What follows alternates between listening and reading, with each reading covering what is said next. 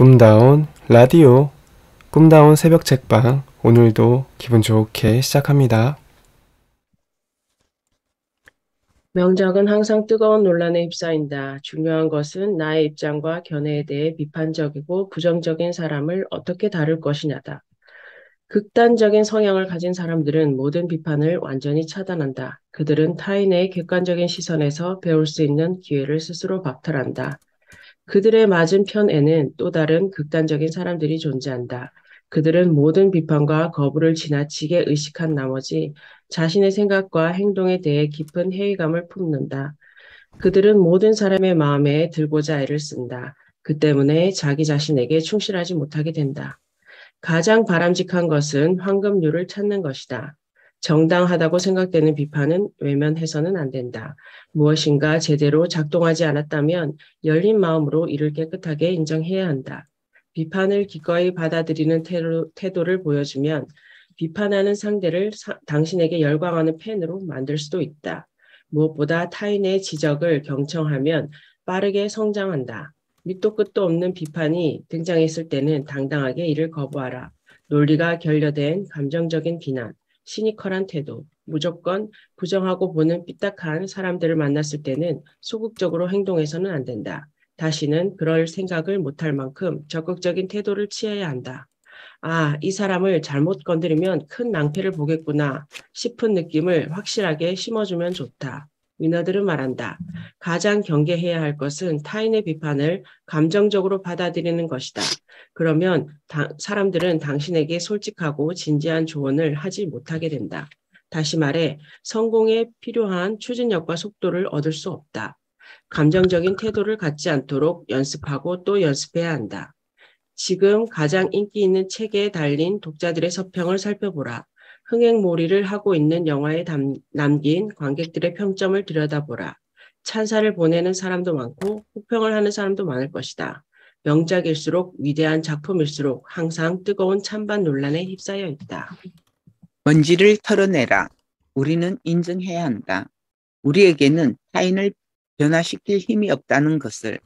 누구에게나 자유의지가 있다. 다만 타인의 비판을 어떻게 받아들일지에 대한 권리는 언제나 우리 자신에게 있다.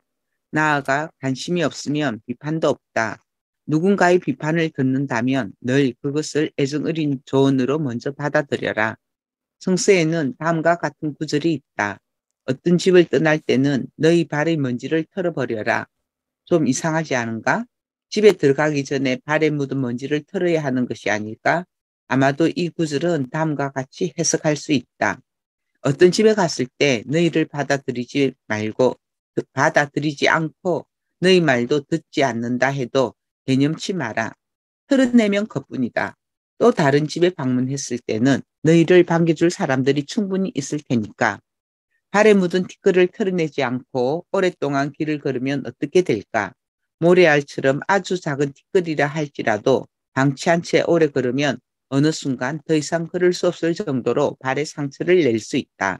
그러니 타인의 비판을 받으면 그저 툭툭 털어버리는 습관을 몸에 들이는 것이 중요하다.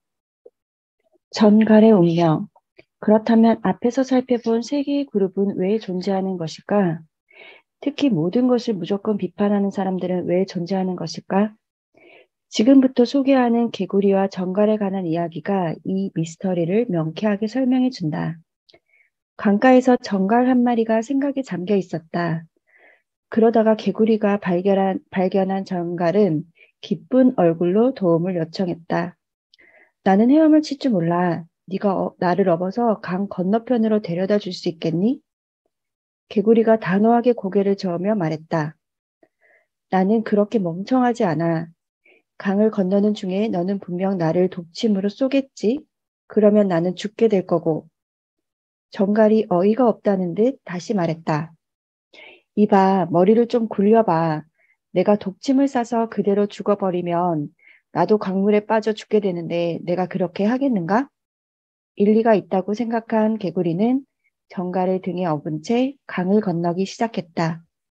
강 한복판에 이르렀을 때 개구리가 거센 물살에 약간 몸을 움찔했고 그 순간 정갈이 독침을 쏘았다. 개구리는 죽어가면서 물었다. 대체 왜 그런 거야? 너도 물에 빠져 죽게 되는데? 정갈이 답했다. 나는 정갈이니까.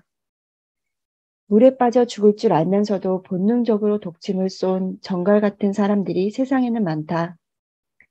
인터넷에 악플을 다는 사람들에게는 어떤 이유도 없다. 그들은 본능적으로 자신의 댓글 때문에 상처받고 괴로워하는 사람의 모습을 즐길 뿐이다. 도둑은 도둑질을 하고 사기꾼은 사기를 치고 조롱꾼은 조롱을 한다. 그들을 바꾸는 것은 불가능하다. 건전하고 도움이 되는 비판은 받아들이고 정말 비난에 불과한 말들에는 관심을 끈다. 당신이 높은 자리에 오를수록 세상의 이름을 알릴수록 원하는 목표와 성공에 다가갈수록 주변의 정갈들이 들끓을 것이다. 정갈들에게 독침을 쏘지 말라고 설득하는데 에너지를 쓰지 마라. 정갈들을 물리치는 간단한 방법은 그들에게 당신 삶의 초점을 맞추지 않는 것이다. 자신에게 집중하라.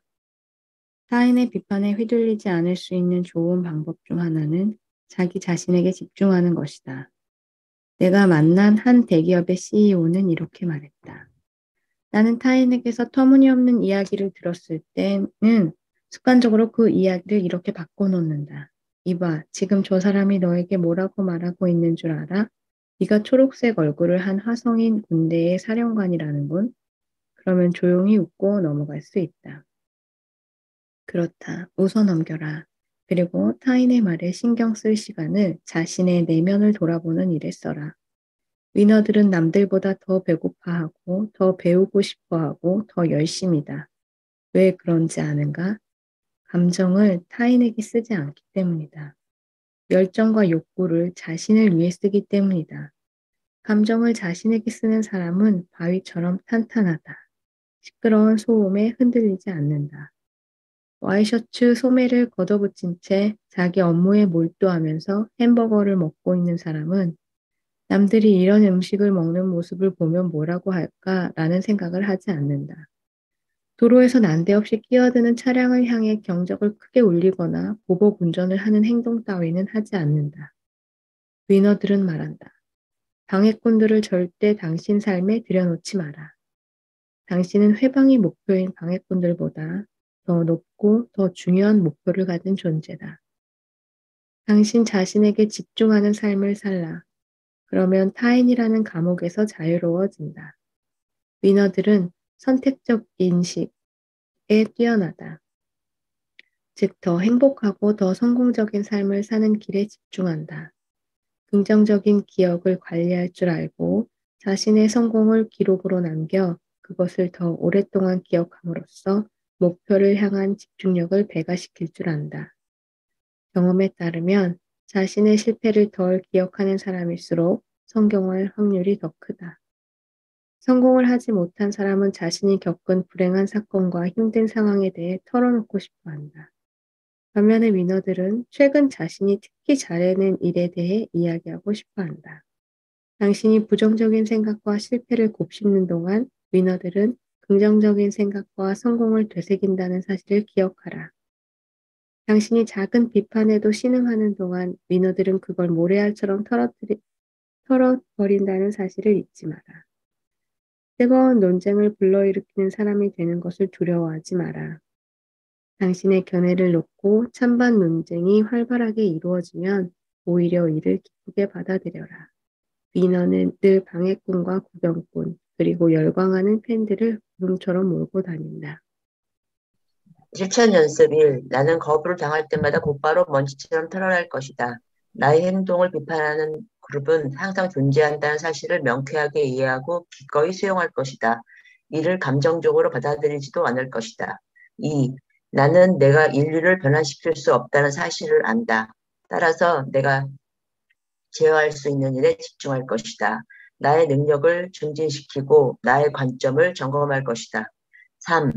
오늘 나는 긍정적인 일과 성공에 대해 이야기하는 사람들과 대화를 나눌 것이다.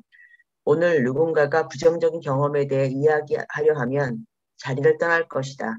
나 또한 사람들에게 오늘은 긍정적인 이야기만 할 것이다. 부정적인 이야기를 하는 것은 잡초에게 걸음을 주는 것이나 다름없다는 것을 안다. 10% 더하라. 한 기자가 세계 챔피언이 된 불가리아 출신의 역도 선수에게 물었다. 훈련 중에 역기를 10번 들어 올린다고 하면 10번 중 몇 번째가 가장 중요합니까? 챔피언이 답했다. 11번째가 가장 중요합니다. 성공하려면 100%로는 충분치 않다. 성공을 위해 최선을 다한다는 문장에서 최선은 무엇을 의미할까? 그렇다. 최선은 언제나 110%다. 잠시 책장을 덮고 생각해 보라. 지금 바로 팔굽혀펴기를 한다면 몇 개나 할 수 있겠는가? 10개, 20개, 30개. 당신은 숨이 턱에 차오른 벌개진 얼굴로 더 이상 팔을 들어 올리지 못하며 말할 것이다. 이게 나의 최선입니다. 물론이다. 당신이 전력을 다했다면 당신은 최선을 다한 것이다. 하지만 당신이 여러 해 동안 팔굽혀펴기를 전혀 하지 않았다면 지금 보여준 당신의 최선은 아마도 압도적인 결과는 아닐 것이다. 지금부터 매일 꾸준히 연습하면 석 달 후 당신의 팔굽혀펴기 실력은 물러보게 좋아질 것이다. 그때 당신의 최선 또한 석 달 전과는 매우 다른 결과를 보여줄 것이다. 위너들은 말한다. 최선을 다했다는 말은 대체로 변명에 사용되는 경향이 있다. 어떤 결과가 만족스럽지 않을 때 우리는 그래도 최선을 다했으니까 라고 자신을 위로하지 않던가. 하지만 진짜로 최선을 다했다면 위로가 아니라 축하를 자신에게 보냈을 것이다. 현재의 최선에 속아서는 안 된다. 당신에게는 현재보다 더 높은 수준의 최선을 보여줄 능력이 충분히 잠재되어 있다.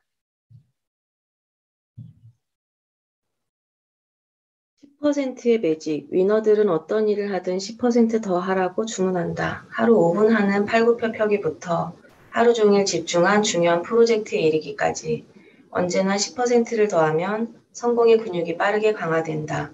더 이상 할 수 없다고 생각되는 순간 팔굽혀펴기를 한 개 더하는 사람이 가장 큰 폭으로 성장하고 결국 위너가 된다. 110%의 노력을 기울일 준비가 되어 있는 사람은 늘 그 사람이 속한 분야의 최상위 집단에서 발견된다.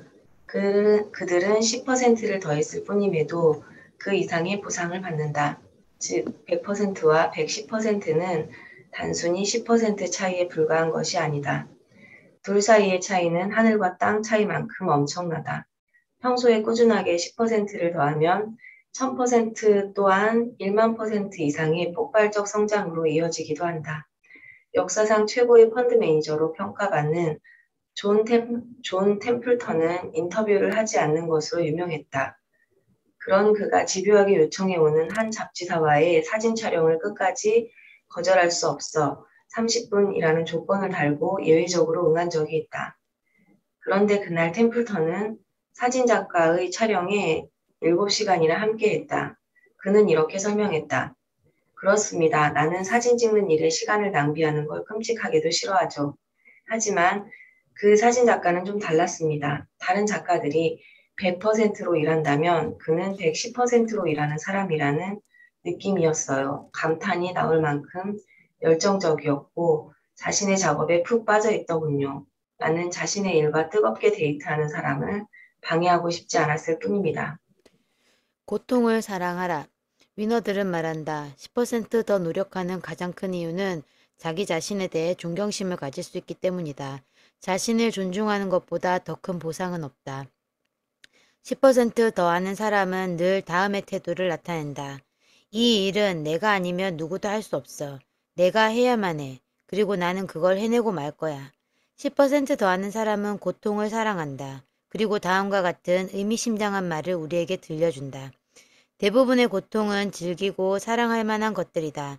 다만 진짜 사랑할 수 없는 고통이 있다. 그건 바로 목표를 달성하지 못했을 때의 고통이다. 영화배우 아놀드 슈워제네거는 이렇게 말했다. 고통은 좋은 것이다. 고통이 수반되는 구간을 어떻게 다루는지에 따라 챔피언의 여부가 결정된다. 나는 나를 챔피언으로 만들어주는 고통을 몹시 사랑한다. 담대한 목표를 설정하라. 심리학자들의 연구에 따르면 인간의 잠재력은 인간이 상상하는 것보다 훨씬 크다. 100%를 다했다고 생각하지만 그건 우리가 갖고 있는 잠재력의 70%밖에는 발휘하지 못한 것이다. 따라서 최선을 다하겠다고라고 하지 말고 무엇이든 한계치에서 10%를 더하겠다는 태도를 가지면 성공에 그만큼 빠르게 접근할 수 있다. 위너들은 말한다. 성공한 비결들 중 단 하나만 꼽으라고 한다면 목표 수치를 크게 잡았다는 것이다. 하프 마라톤을 뛸 수밖에 없는 체력임에도 풀코스 마라톤에 나선 것이다. 목표가 큰 사람이 목표가 작은 사람보다 더 빨리 목표를 이룬다. 목표는 담대하게 설정한다. 그리고 매일 10%를 더한다. 그러면 누구보다 빠른 속도와 추진력을 얻을 수 있다. 나아가 목표가 큰 사람이 디테일에도 강하다. 가장 흔한 변명은 이것이다. 내가 마음만 먹으면 뭐든 다 할 수 있다고. 마음만 먹는다고 해서 뭐든 할 수 있으면 성공하는 사람이 그렇게 소수일리 만무하다. 결심만으로는 아무것도 이룰 수 없다. 구체적인 고통을 사랑하지 않으면 진짜 고통만 남을 뿐이다. 세상의 모든 멋진 보상은 추가적인 10%에서 발생한다. 10% 더하는 습관은 우리의 삶을 걸작으로 만들어준다. 실천 연습, 운동을 할 때 최대 한계치에서 한 개 더, 1분만 더 한다. 이를 기록으로 남겨 동기부여와 자극을 얻는 데 활용한다. 2. 최선을 다했다는 상투적인 말을 쓰지 않는다. 남들보다 10%만 더 한다는 생각을 체화한다. 3. 목표를 이루었을 때의 모습을 상상하며 현재의 고통을 견딘다. 궁극적으로 고통을 사랑하는 수준으로 나아간다. 4. 규칙적인 휴식을 통해 집중력을 강화시킨다.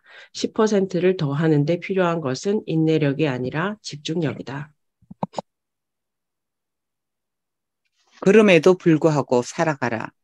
한 소녀가 남자친구와 함께 부둣가를 산책했다. 남자친구는 오랫동안 항해를 하고 돌아온 선원이었다. 소녀는 여러 가지 힘든 문제로 심사가 복잡했다. 선원이 괴로워하는 여자에게 물었다. 만일 내가 이 부두에서 발을 헛디뎌 바다에 빠지면 익사할까 말까? 익사하고 말까? 소녀가 방파제에 부딪히는 거센 파도를 바라보며 답했다. 당연하지. 물에 빠져 죽겠지. 선원이 다시 말했다. 단지 물에 빠졌기 때문에 익사한 사람은 한 번도 본 적이 없어. 물속에 계속 머물러 있었기 때문에 익사한 거지. 소녀는 확신이 없었다. 익사하지 않더라도 최소한 심한 저체온증으로 사망할 수도 있겠지. 선원이 빙그레 웃었다. 물에 빠지자마자 저체온증에 걸리는 사람은 없어. 물속에서 오랫동안 버티다가 그렇게 되는 것이지. 그러니까 내가 말하고 싶은 것은 물에 빠졌다고 해서 모두 죽는 건 아니라는 거야. 다시 물 밖으로 나오면 별다른 일이 생기지 않지. 물에 빠졌다고 해서 죽을 궁리를 할 게 아니라 살아나올 방법을 찾으면 돼. 이미 일어난 문제에 괴로워하지 말고 찬찬히 해결 방법에 대해 생각해봐. 문제는 우리에게 별다른 권력을 휘두르지 못한다. 가장 큰 위험은 문제가 발생했을 때 갖게 되는 좌절과 공포다. 좌절과 공포 속에서 허우적대기 때문에 패배하는 것이지. 우리에게는 문제 때문에 패배하는 경우가 그다지 많이 발생하지 않는다. 발생한 문제에 감정적으로 사로잡혀 있는 만큼 인생에 도움이 되지 않는 것도 없다. 살다 보면 누구나 물에 빠진다. 발목을 잡힌다. 예기치 않은 함정과 덫에 걸린다. 위너들은 말한다. 문제를 해결하는 지혜는 좌절과 공포에 잡혀 있는 시간을 단축시키는 것이다. 어떤 문제가 발생했을 때 3주 동안 아무것도 하지 못했다면 그 다음에는 일을 3일로 단축시키고 그 다음에는 3시간으로 최종적으로는 3분으로 단축시킨다. 이는 불가능한 훈련이 아니다. 습관으로 만들어 놓으면 침착함을 빠르게 되찾게 되고 비로소 문제 해결에 집중할 수 있게 된다. 물론 인간의 힘으로 제어할 수 있는 치명적인 질병이나 천재지변, 운명적 고난을 만났을 때는 이러한 능력이 가동되지 않는다. 하지만 일상에서 일어나는 문제들의 대부분에는 이 능력이 제대로 발휘될 수 있다. 문제에 대한 결정권이 자신에게 있다는 사실을 잊지 않으면 두려운 감정 상태에서 빠르게 벗어날 수 있다. 문제가 발생하면 거기에 어쩔 수 없이 소요되는 감정을 10%를 넘지 않게 하고 나머지 90%를 해결책에 집중할 수 있을 때 우리는 위너가 된다. 위너들이 문제를 대하는 자세. 위너들이 문제를 대하는 자세는 왜 다른가? 위너들의 에너지의 원천은 무엇인가? 그들의 시각은 평범한 사람들의 그것과는 완전히 다르다. 무엇보다도 다음의 세 가지 측면에서 다르다. 1. 위너들은 문제를 결코 최종적인 상태라고 여기지 않는다. 위너들은 문제를 볼 때 이건 바꿀 수 있어 라고 믿는다. 그렇기 때문에 위너들은 해법을 모색할 힘이 있다. 반면 자신의 문제를 불가역적인 최종적 상태라고 믿는 사람들은 운명에 순응한다. 2. 위너들은 하나의 문제가 삶의 모든 영역에 영향을 끼치는 것을 허용하지 않는다. 삶의 한 부분에서 문제가 발생했을 때는 이를 너무 가대평가해서는 안 된다. 일어난 문제를 너무 크게 받아들이면 두려움이 바이러스처럼 삶의 다른 부분으로 점점 퍼져나간다. 문제가 발생하면 침착하게 이를 격리한다. 문제라는 바이러스에게 제압되지만 않으면 좋은 치료제를 곧 생각해낼 수 있게 된다. 3. 위너들은 자책하지 않는다. 위너들은 문제를 성장을 위한 도전이자 기회라고 여긴다. 반면에 자신의 능력 부족과 성격적 결함 때문에 문제가 생겼다고 자책하는 사람들은 무력감만 느낀다. 이런 상태에서 어떻게 신속하게 삶 전체를 획기적으로 바꿀 수 있겠는가? 위너들은 다음과 같은 자세로 문제를 대한다. 첫째, 문제를 바라보는 우리의 관점이 진짜 문제다. 흔히 우리는 문제를 지나치게 심각하게 받아들이거나 문제가 성장을 위한 기회를 의미한다는 사실을 잊어버린다. 해법에 관해 고민하는 순간 문제는 하나의 도전이 된다. 다양한 문제는 우리에게 중요한 교훈을 제공해주며 우리를 강하게 성장시킨다. 둘째, 언제나 정면으로 맞서는 용기 있는 사람들에게 모든 문제는 가치 있는 선물을 준다. 인생에서 그 선물이 꼭 필요하다. 따라서 문제들을 적극적으로 찾아 나서야 한다. 셋째, 문제는 사람들로 하여금 인생을 확장할 기회를 준다. 문제가 발생하면 기존의 익숙한 환경에서 벗어나야 해법을 찾을 수 있다. 이 과정에서 아주 멋진 이벤트들이 벌어진다. 배우고 성장하는 것이 삶의 진정한 의미라면 크고 작은 문제들은 이러한 성장의 계기가 되어준다. 넷째, 부자가 되고자 하는 사람은 남들보다 더 많은 문제에 맞서야 한다. 우리는 내면의 에너지를 두 가지 차원에서 사용할 수 있다.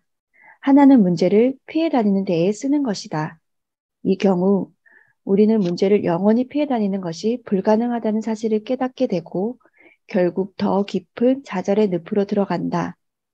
다른 하나는 문제와 더불어 성공적으로 살아가는 데에 에너지를 사용하는 것이다. 다섯째, 문제가 사라지기를 바라지 않는다. 문제에 맞서는 태도를 통해 더 많은 능력을 갖추기를 바란다. 여섯째, 성공을 관리하는 일은 누구나 할 수 있다. 실패와 문제, 역경을 다루는 일은 아무나 하지 못한다. 위너는 마음이 내키지 않을 때도 최고의 성과를 달성해낸다. 모든 성공은 상을 가져다 주고 모든 실패는 우리를 강하게 만들어준다. 나무가 탄탄하게 성장하려면 햇빛도 필요하고 폭풍우도 필요하다. 우리의 삶도 마찬가지다. 일곱째, 문제는 자신에게 숨겨져 있던 위대함을 발휘하게 만든다. 잠들어 있던 창의력을 일깨우고 이를 통해 창조적으로 행동하게 이끈다. 여덟째, 모든 문제와 고통 뒤에는 금광이 숨겨져 있다. 하지만 그 금광을 단 한 번도 발견하지 못하는 사람들이 대다수다. 아홉째, 집채만한 파도가 삶을 덮친 것처럼 느껴졌던 문제도 좀 더 멀리서, 좀 더 높은 곳에서, 좀 더 긴 안목으로 바라보면 졸졸 흐르는 시냇물이었음을 깨닫게 된다. 인생에서 발생하는 문제는 다음의 세 가지 유형으로 정리된다. 1. 당사자가 직접 통제할 수 있는 문제. 이 경우에는 습관을 바꾸면 문제가 해결된다. 예컨대 정해진 액수의 돈으로 잘 지낼 수 있느냐는 절약하는 습관이냐 펑펑 쓰는 습관이냐에 달려 있다. 이는 온전히 당사자의 영향력 안에 있는 문제다. 2. 당사자가 간접적으로만 통제할 수 있는 문제. 이 경우에는 자신의 통제 영역을 확장시킴으로써 문제를 해결한다. 3. 당사자가 전혀 통제할 수 없는 문제. 하지만 이러한 상황에서도 자신의 내면적 상태, 즉 자신의 감정이나 반응은 통제할 수 있다. 가장 좋은 태도는 여유 있는 미소를 유지하는 것이다. 그러면 자신이 처한 상황에도 불구하고 행복해질 수 있다. 삶은 결코 수월해지지 않는다. 왜 또 나야? 왜 항상 나한테만 이런 일이 생기는 거지? 때때로 삶이 나에게 특정한 시그널을 보내주는 것 같을 때가 있다. 내가 그 시그널에 내포된 교훈을 제대로 이해할 때까지 삶은 계속해서 동일한 시그널을 보낸다. 이럴 경우 뭔가를 바꿔보고자 이사를 할 수도 있고 직장이나 파트너를 바꿔볼 수도 있다. 하지만 아무것도 달라지지 않는다. 삶이 우리에게 시그널을 보낼 때는 피해가려 하지 말고 그 시그널에 내포된 교훈이 뭔지 고민해 보아야 한다. 어느 누구도 자신에게 주어진 과제로부터 계속 도망 다닐 수는 없다. 가령 주어진 과제를 피하기 위해 일본으로 이민을 가더라도 동일한 과제의 일본식 버전과 마주칠 뿐이다. 이사를 간다고 해서 완전히 딴 사람이 되는 것은 아니니까. 처음에는 작은 시그널이 다가오다가 이를 무시하면 망치같이 육중한 시그널이 닥쳐온다. 삶은 우리를 벌주지 않는다. 다만 우리를 가르칠 뿐이다. 모든 것에는 의미가 있다. 간혹 그 의미를 한눈에 알아보기가 힘든 경우도 있긴 하다. 하지만 어떤 특정한 시점에 자신의 시야를 가리는 베일을 벗게 되면 자신에게 부족한 것이 무엇인지 확실하게 보인다. 예컨대 공감 능력이나 분별력, 자녀들이나 주변 사람들에 대한 책임감, 마음의 평안 등이 자신에게 부족하다는 사실을 깨닫게 된다. 본인이 전달받은 시그널의 의미를 제대로 깨달아야만 비로소 더 이상 이와 관련한 여러 일들을 겪을 필요가 없어진다. 그렇다고 해서 모든 문제가 삶이 우리에게 보내준 선물은 아니다. 많은 문제들은 당사자가 스스로 자초한 것들이다. 예컨대 살림이 넉넉지 않으면서도 더 큰 자동차로 바꾼다거나 더 큰 집을 구입하면 새로운 문제들이 발생한다. 이런 문제를 자초한 사람은 자신이 두려워하는 이런저런 일까지도 불가피하게 자초하게 된다. 이처럼 개개인의 생각들이 각자의 상황들을 만들어낸다. 늘 그런 건 아니지만 삶은 때때로 고통스럽다. 삶이 이처럼 고통스러운 이유 중 하나는 대부분의 사람들은 고통을 겪어야만 자신의 삶을 변화시키기 때문이다. 고통이 개입되지 않는 한 많은 것은 변하지 않는다. 하지만 진짜 힘들고 고통스러운 일이 닥치면 사람들은 그제야 정신을 차리고 자신에게 필요한 변화를 받아들인다. 새로운 도전들이 인생을 강하게 만든다는 사실에 이의를 제기하는 사람은 없다. 하지만 만일 자신에게 선택권이 있다면 누구나 자신에게 과도하게 부담이 되지 않는 일정한 한계 내의 편안한 도전을 선택할 것이다. 대다수의 사람들은 자신이 지향하는 것을 성취하기 위해 불가피하게 겪어야 할 것들을 피하고 싶어 한다. 여러 가지 도전과 문제들은 그 정의만 살펴보아도 편안함과는 거리가 멀다. 이들은 원칙적으로 불편한 존재다. 하지만 사람은 누구나 자신의 역량을 극단적으로 요구하는 상황을 통해서만 성장하기 마련이다. 앞으로도 삶이 결코 수월해지지는 않을 것이다. 하지만 사람들은 이를 계기로 성장할 수 있고 자신에게 주어진 문제들을 예전보다 더 잘 극복하는 방법을 배울 수 있다. 이 책에서 얘기하는 문제를 다루는 방법들은 쉬운 삶을 위한 레시피가 아니라 드라마틱한 변화를 이끄는 삶을 위한 레시피다. 대다수 사람들은 자신에게 아무런 문제가 없어야만 행복할 수 있다고 생각한다. 반면 위너들은 삶에는 늘 이런저런 문제들이 산적해 있다는 사실을 꿰뚫고 있다. 커다란 성공을 거둔 사람일수록 더 많은 문제를 안고 살아간다. 따라서 그들의 선택은 한 가지다. 자신에게 발생한 문제들을 사랑하는 방법을 배우는 것이다. 위너들은 말한다. 인생은 그렇기 때문에 사는 것이 아니다. 그럼에도 불구하고 사는 것이다. 성공하고 싶은가? 위너가 되고 싶은가? 더 큰 문제들을 찾아 떠나라. 감사합니다. 여기까지 하죠. 네. 실천 연습까지 해야 된다.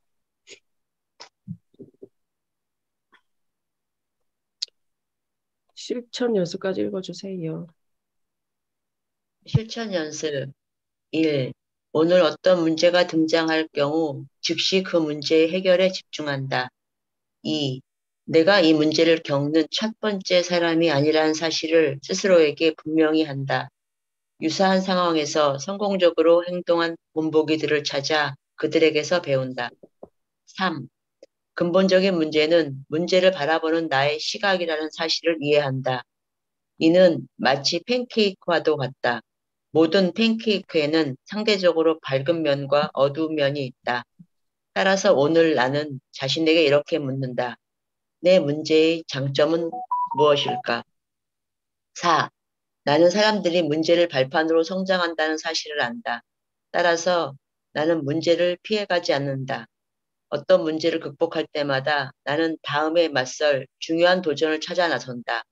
문제는 내게 일종의 스포츠다. 감사합니다. 네, 감사합니다. 사진 찍을게요. 네. 네, 준비하시고요. 제 얼굴이 오늘 왜 이렇게 하는 거지? 어쨌든 찍습니다. 하나, 둘, 셋. 아이고, 멋집니다. 감사합니다. 감사합니다.